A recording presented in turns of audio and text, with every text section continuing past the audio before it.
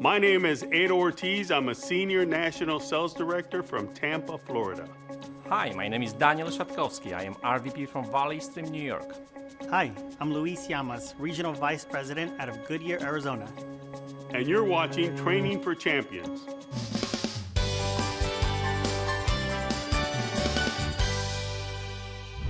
Let's talk about prospecting. Let's talk about the steps of prospecting as far as building a business.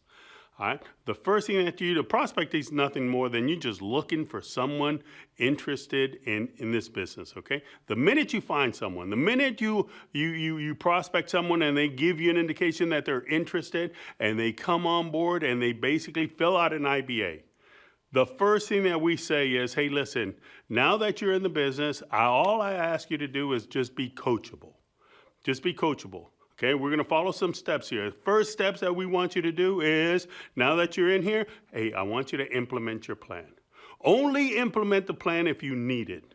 All right? If you need the products, get it. If you need some insurance, get it. If someone depends on your income, get some protection, okay? Protect yourself, okay? If you don't, at least minimum, hey, start saving your money. Open up an investment account, whatever the case. Just go ahead and start saving something there. The reason you want to do that is because as you grow in this business, it makes no sense you helping other folks and you have not helped yourself. You got to take care of yourself first, okay? That's the first step, is take care of yourself. Implement the plan. The second step that you want to do is we got to get 3 people on your team. We got to get 3 people on your team so that we can get you promoted quick, all right? And the next step that we want to do is we want you to get licensed. All right? You need to get licensed because without a license, you cannot get paid in this business, all right? Now, you got 3 people on your team. Now that you got 3 people on the team, we're going to do the same thing with those 3. The first thing that we're going to do for each one, and when they come into the business, we're going to let them know the same thing. Hey, listen, we need for you to implement your plan. And the reason they need to implement the plan is because that's what we do there. But not only that, because you're licensed now you start getting paid on the folks that you have brought into the business, okay? Those are your clients. And all 3 of them, what we're going to tell those guys is, hey, listen, you guys got to get licensed. So the first step is they implement the plan. The next step is we got to get 3 people on the team. And the following step, the last step is they got to get licensed, okay? So now you got yourself and you got 3 people on your team. Those 3 people, same thing. They're going to get 3 people on their team. Now you start building a business, okay? And all you do is the same thing. Just repeat the same process. Every time someone comes into the business, just stay consistent with it. Hey, listen, I need for you to implement your plan. If they need it. If they don't need the plan, they're not married, no kids or anything like that, all they got to do is probably start saving money. But if somebody depends on their income, hey, at least chances are you want them to get it. All right, they want to get 3 people on the team, and we also want them to get licensed. And if you follow that process over and over and over again, you look back at it and you got a team, you got an army, you got a business, you got something that starts growing with or without you. And that's what you want. You want to have a business that just continues to grow, okay? And I hope you guys get that and continue building it, because I'm telling you, the sky's your limit. Today I would like to talk to you about building relationships. And when I mean building relationships, the most important part, I believe, is communication. So I don't mean communication like sitting with the client and talking about betas, alphas, or standard deviation, because that's not what they're really looking for. What they're looking for is when they call you, you pick up the phone. When they call you and you cannot pick up the phone, you call them the best within 1 hour, or the worst within no later than 24 hours. When I travel abroad, I always activate my phone so they are still able to communicate with me. And if I don't pick up the phone, they are getting the message, hey, Daniel will call you within a specific time frame. With communication, what is also important is being clear, providing clear and concise message. Clients doesn't want to sit with you for 5, 6, 7 hours just to listen to 6-page presentation. They just want to clear and they still have a family. They still have stuff to do. So clear and concise message must be provided to them. That's a part of the communication.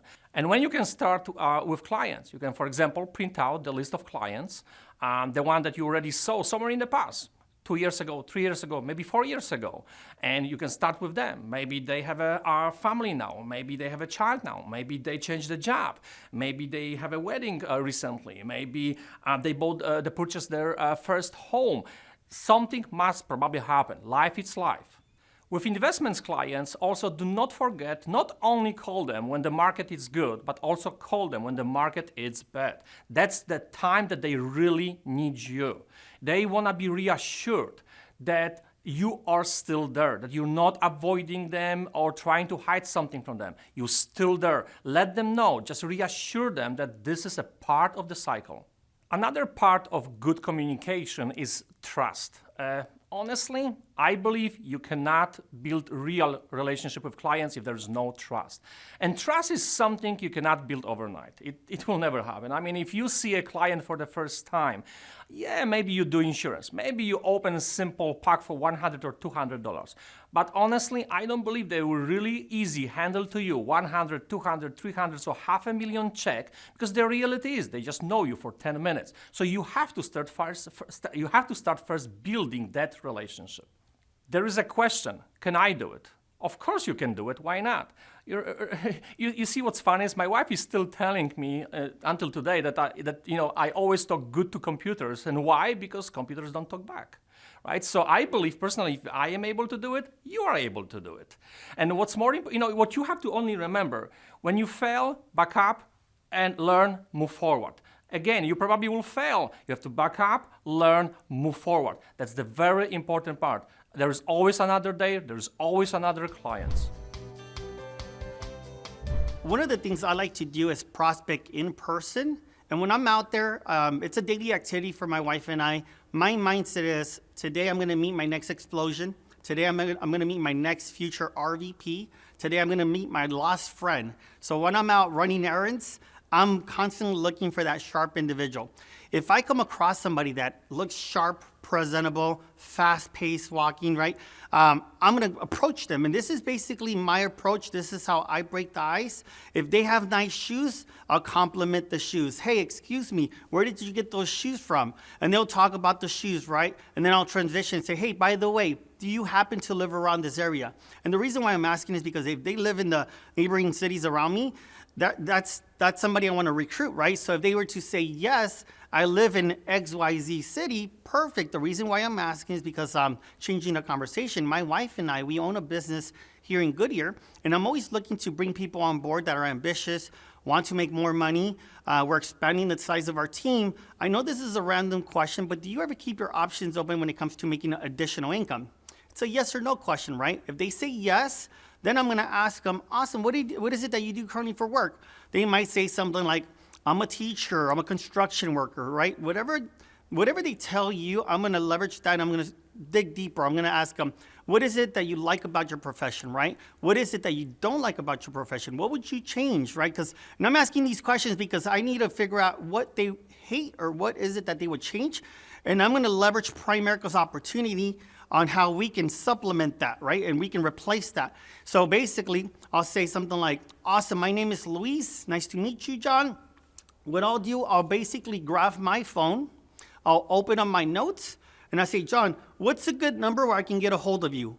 And I'll grab the number, perfect.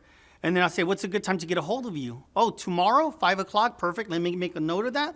And what I'll do, I'll give them a call the following day.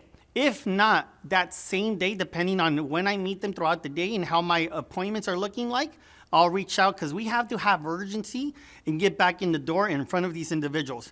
Now, here's the story. Prior to me recording this session, I actually prospected this sharp individual. I'm really excited about this guy, right? Great personality. He's a stud. He's in the educational field. He has a master's degree.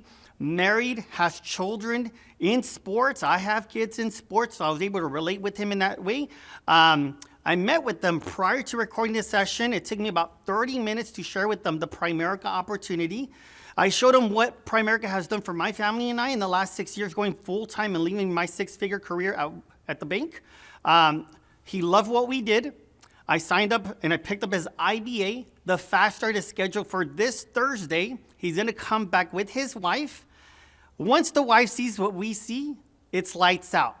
They will be our next explosion in this business. And that's what I love about Primerica, that you get to walk out, meet a stranger, make them into your best friend the following day, and before you know it, they're part of the team winning with you. The purpose of prospecting, just to summarize, you want to focus on the contact, the name, what they would change about what they currently do, and give them a call within the next 24 to 48 hours. Have urgency, because if you master prospecting, your business in Primerica is going to go to the next level. Thank you for watching Training for Champions. Hope you learned some tips on prospecting. I see you next time.